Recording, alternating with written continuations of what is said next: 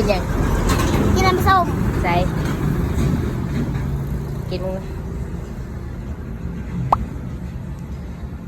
แซ่บปะวันนี้มายังวันนี้ฮะให้ผมน้ำพายกินในเวลากลางคืนนะครับ ช่วงไหนโอ้ตัวนี้ตัวใหญ่นะช่วงไหนเห็นไหมตัวนี้ตัวใหญ่มากมันนอนคว่ำไปแล้วนะครับ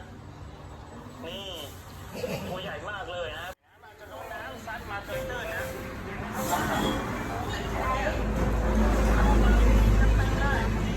สีเต้าเลยการ์ตูนก็คือการ์ตูนกัน